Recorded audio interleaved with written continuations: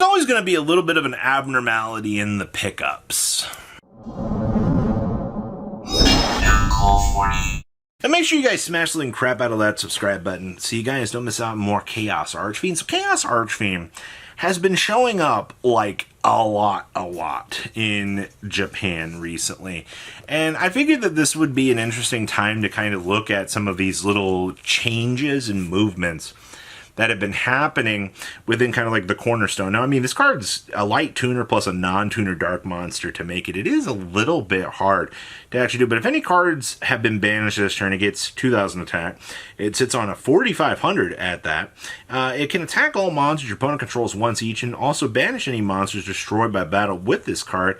And if this card in its owner's control leaves the field because of an opponent's card effect, especially summon a Chaos Synchro monster from your extra deck, except for Chaos Archfiend, and you can only use this effect of Chaos Archfiend once per turn. So what you're telling me here is floatability, can attack everything. It's a 4,500 attack point monster, and it stands at a whopping level 8. Yeah, I see absolutely nothing wrong with this card. Now, we are heading into a new Chaos-inspired set here in the future, which is going to mean you're going to want to keep an eye on this card based on that possibility and principle anyway. But there is the takeaway here that decks are starting to want to produce this card as a generic level 8 powerhouse. So, kind of going forward here, people.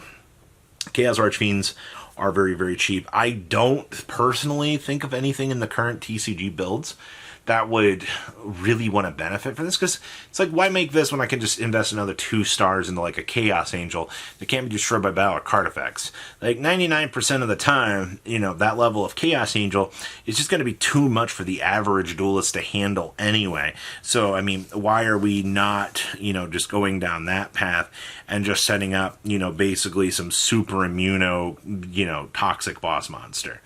I don't know, but interesting. The Return of Secret Village. Dun, dun, dun. I don't know how many times we are going to see. You know, one half of the format, we see a rotation out of Secret Village, you know.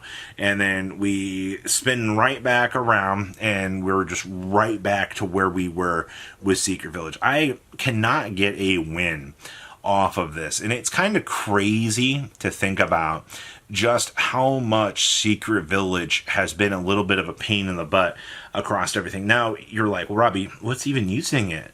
Draco Tail. Draco Tail in Japan evolved to the point to they are now actually playing Secret Village. Now, you're probably like, okay, but why though? Frixel, Phimena, you know, I am also pretty sure that their other big synchro monster is a spellcaster in and itself. They have the ability to get a spellcaster monster on the field at essentially all points in time, and they are not going to have an issue doing it. That's the crazy part to me. That, one, this hasn't actually taken off until, like, very recently. Like, this is like you are handing literally old tools that change the world to a deck that's, like, kind of figured its life out, and then they're just like, whoa, me like this. And it's just like, yeah, I bet you do like this. We've definitely got some new possibilities and things working out, but God, man, if I walk into a Draco Tail matchup and I'm like, all right, cool, you know, they got the 4 back row, they slam down a Secret Village, and they have the 2 boss monsters on the field, I'm going to just cry myself to sleep. Because it's just like, you're literally not breaking that. Like, sorry, not sorry. Like, unless you've got just, like, the craziest hand ever. Ugh, it's so bad. I want to talk about Dunamis the Dark Witch. Now, recently, we kind of walked into this on a market watch, and I was a little bit taken aback by it. I was like, why is every single copy of Dunamis the Dark Witch suddenly gaining, you know, some sort of value? Because it doesn't make sense when you look at the way that the market kind of is right now. Because this card shouldn't be worth much at all. I mean, it's a speed dual common. Yes, it does have a decent level 4 stat line on it. But that's about it, honestly. Stat lines don't really make or break these sort of things. I guess maybe it's typing makes a difference, maybe, just maybe.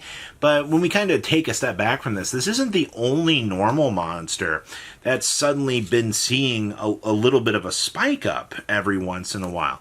I have noticed, and the more that we continue to kind of look at the way that the market is, it's very interesting just to see which of these monsters suddenly have value.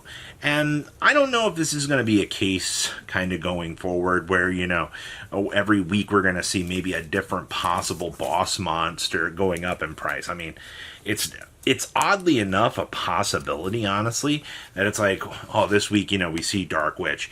Next week we see some other off-of-the-wall boss monster suddenly gaining some sort of value. I don't hope that that's going to be the case every single time, but I could see it being a raw possibility here. So your takeaway is keep an eye on the vanilla monster pool. You never really know which old dumb monster is suddenly going to have a reason to see play. It really just kind of depends.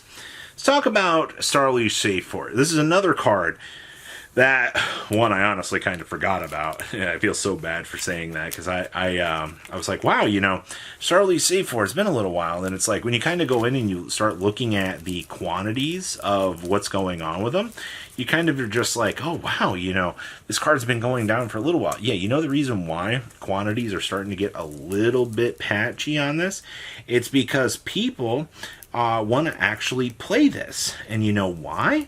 It's because it's really, really good with the new support kind of going forward. I know, right? Who would have guessed? The possibility of using this, combination pile with existing Dragon Link to basically put up any sort of boss monster that I could want. Also, recurability. That's also the other really, really broken thing that this new support gives you. You are able to basically recur back the Starly Safe Fort, which ups your deck's consistency like eightfold. And especially if you are an old Dragon Link player, you guys are all going to kind of have the same thought here. And it's just, wow, I like my deck being super consistent. I do too, Duelist. I absolutely love when my pile of bricks is probably one of the best consistent things I can have. Also, it's not like Boral hasn't, been getting new support in addition to having it coming out here with Burst Protocol in the near future. Yeah, Starly Safe Fort 100% is going to be one of the best cards to have for the deck. And obviously, you have a wide variety of different versions of them to kind of pick from, which is actually not too bad. We talk a lot about, the people that want their specific rarities because they feel that, it is the best version to have. And okay, sure, man. Cosmetics. Tellarknights. Over the weekend here, we saw that Tellarknights kind of had this, a little bit of a resurgence recently because they're the next best deck that can actually take advantage of the existing rank 4 card pool.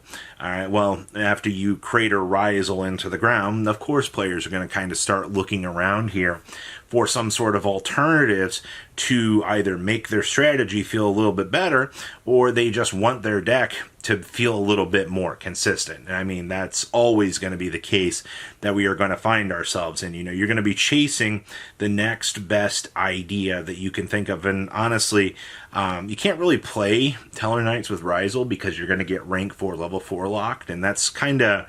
Well, excuse me, you're going to get rank 4 locked from the extra deck. So you got to be a little bit careful with how you're choosing to explore this package. And I think that's why, players have kind of taken a little bit of a step in the other direction away from this because, honestly, it just opens up a little bit more of a consistency buffer for the deck. And also, Ptolemaeus being able to, rank up. You've got Constellar Knight Diamond to jam out dark decks.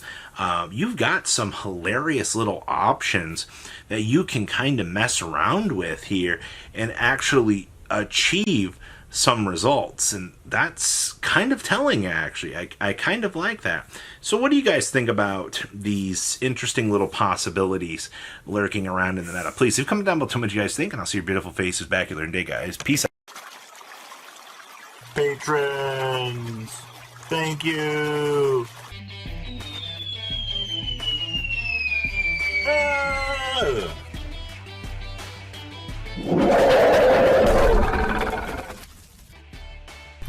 Thank you so much for watching. Check out these other videos.